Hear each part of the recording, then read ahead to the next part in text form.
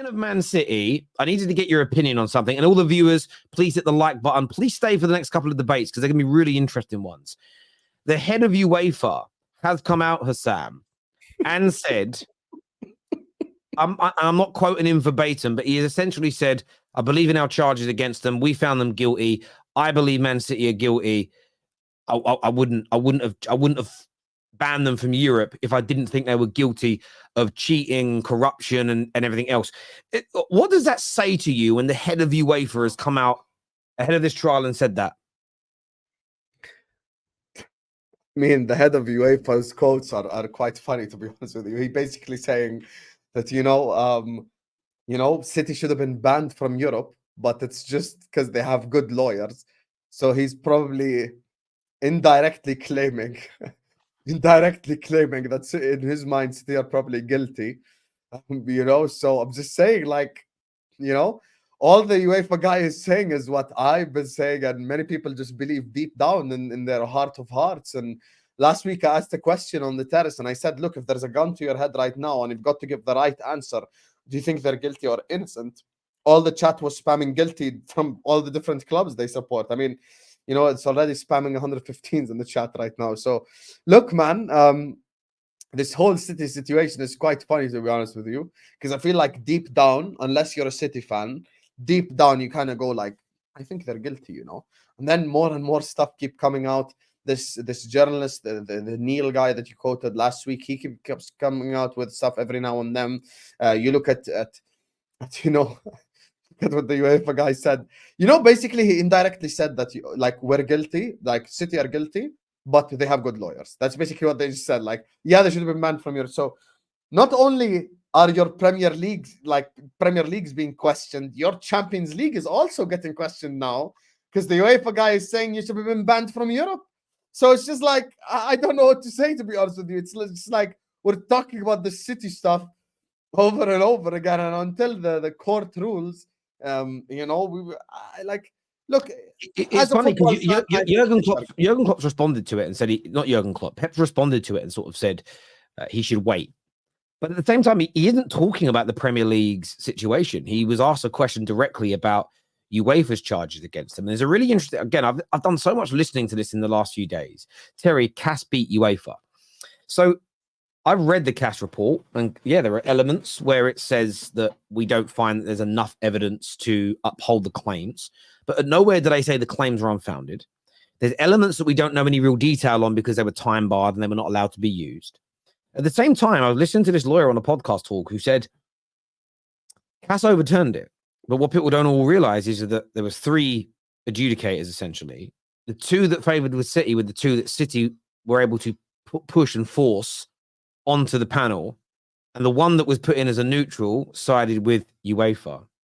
But at the same time, CAS have overturned UEFA's decision, but UEFA still stand by their decision. And this can happen in a court of law in legal matters. There could be a jury that finds somebody guilty and a judge who sentenced that individual. But on appeal, that sentence might be reduced, or on appeal, the verdict might be overturned. That doesn't mean that the judge who gave the original sentence or the original jury that gave the original guilty verdict, that doesn't mean they'll change their minds. They may look at it and go, oh, great, that new jury has said not guilty, but I still stand by the decision that I made. So UEFA's point, and listen, I would say this about UEFA, as much as City fans hate hearing it, wouldn't you prefer your governing body that has banned a club for 2 years for what it believed to be essentially cheating, says we stand by it? Imagine if they turned around and said, actually, we weren't that sure, but we banned them anyway.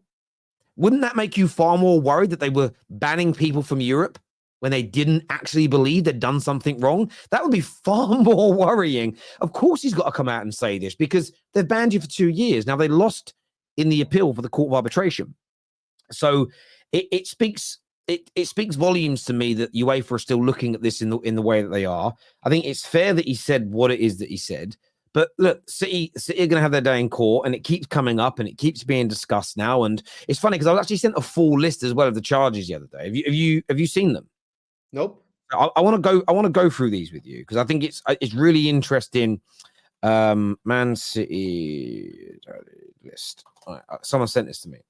Very, very interesting. So there's 5 categories that these things sit into. Very interesting. So failure to comply with UEFA's regulations, including UEFA's club licensing and FFP regulations. 5 of these breaches. Now, these are the breaches that have already been heard publicly that we know about. That's 5 of the 115. Then you have breaches of Premier League profit and sustainability regulations from 2015 until 2018. There's 7 of them.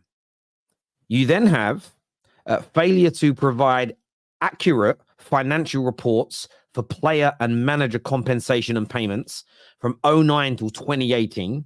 There's 14 of those charges. Then you have failure to provide accurate and up-to-date financial information from 2009 through to 2018. They have 54 charges in that category of failing to provide accurate or up-to-date information. So the Premier League is stating that there's holes and there's reductions and documents missing. And then they have, and this was the interesting one for me, and this is the one I think they're guaranteed to be found guilty on, and I'll tell you why. Failure to cooperate with the Premier League's investigations from December 2018 until today. So when you hear City fans say we haven't tried to delay this, there's 35 of those charges. 35 of the charges are for delaying and not cooperating. Now, the reason I think they'll be found guilty of that last part, of some at least of those 35 charges, is that element in the CAS case with UEFA, they were still fined for and found guilty of not cooperating. So I'm basing it on the fact that CAS sided with UEFA on that.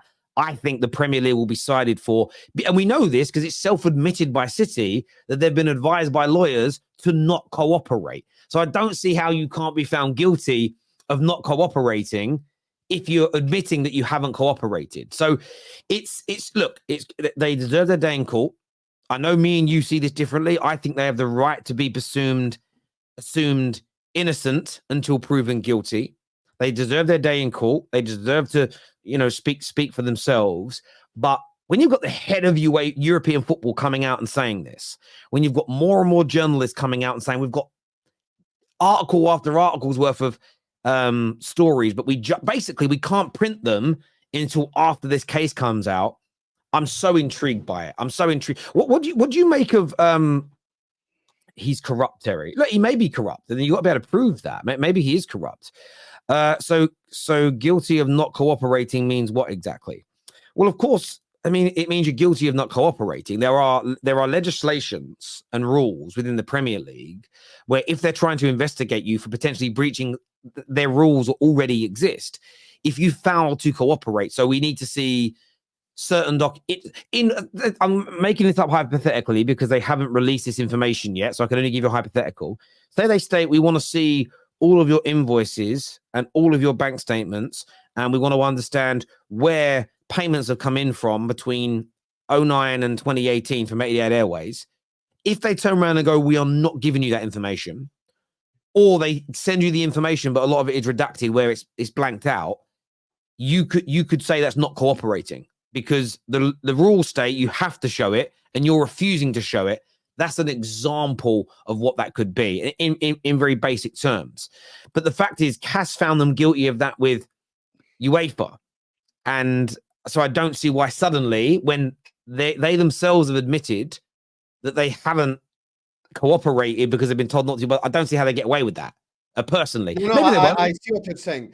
The not cooperating one that's the one you're referring to as you're basically saying you think they're going to get charged for that, right? That's the one you say.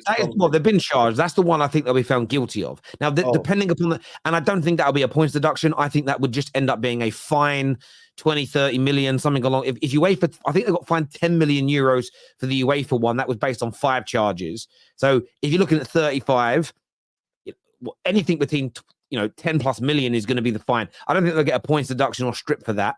That's just going to be a case of that'll be monetary. Let in me my ask opinion. you a question, Terry, because this is what I think. So I want to ask you a question about it before I build up my argument here. Do you think that's why the Premier League are charging Everton and Forest now? Yes. So you think they're forming like a foundation and a base? I think you can't. Let's just paint. City fans don't get angry. let's paint a hypothetical situation here. Let's say they are guilty of 95% of what they've been alleged to, and they've been pumping hundreds of millions of pounds in the wrong way, and they've been paying players and managers through offshore accounts so that they didn't impact their profit and loss and all this stuff. Let's say they've done all these things, and it's like, wow, $500 million has been, and I'm not saying illegally by court of law, I'm talking illegally against the rules of the Premier League, pumped into City, and they built this brilliant team falsely. You can't turn around if they've broken these financial rules and kick them out the league, fine them £100 million, deduct them 80 points. You can't do that if when people break these rules, there's no punishment and no teeth. Because it's almost, well, you're cheating something that you don't really care about anyway. Does that make sense? Yes. You have to show that people get punished heavily for innocently breaching the rules because they're trying to grow as a club, but they've overspent. You have to punish them heavily if you want to absolutely destroy a club that cheats the system. I think those two things have to go hand in glove. Yes, and this is the thing I'll say now. I think the reason why the Premier League has decided to charge Everton now and charge, Forest now and etc. Like essentially why they've gone into like Everton and Forest so hard is now. I feel like this whole City thing, as we've said, referred to it before, it's like in the court of public opinion, So in people's mind, I know this is not going to be the case, but I'm just saying in people's minds, they're like, okay, so Everton have one charge and they got deducted 10 points. So how many points will City get deducted? That's what people think, right? So it's obviously they're not going to get deducted 1,150 points. We know this, of course. But I'm saying like that's how people think now because of the court of public opinion. So them going down hard on these clubs, like on a Forest and on a Everton, is probably like, maybe sets a precedent or a foundation for the Premier League itself and for us as football fans to go like, okay, but wait a minute, you done this to Everton, you done this to Forest, so what are you going to do to Man City type thing? So when you look at this Manchester City situation, obviously they're not cooperating ones. If there are 35 charges, then that's 35 charges they're going to get, obviously, if they are found guilty of not cooperating, which I think even probably by the City fans, like admittance, they probably will get charged for like them not cooperating. So, even if it's just 35 charges, then I don't know what points deduction. I don't know what exactly is going to happen. This is why we have to wait for the court to ruling, because I'm not even saying how we feel about it as football fans or as rival fans or whatever you want to say. I'm saying from a like, you've punished two clubs already perspective. How are you going to punish the third club perspective? That's what I'm waiting for. Specifically that the third club has done so much more basically than the other two. That's what I'll say. Yeah, I look at it from they're completely different situations. So I don't think the punishment of Everton gives any indication of the severity of the punishment for City. One, we don't know if City are guilty. They could be innocent. Two, we don't know if they are guilty, the severity of that guilt. We don't know the severity of the circumventing of the rules. Again, they're found guilty of pumping an extra £5 million into the club. It's going to be a fine. If it's $500 million, if it's $1 billion, if it's 2 billion, 3 billion that's been pumped in, then it changes the scenario. So it's difficult. But I do believe they've got to show that they have to show sort of teeth, as it were.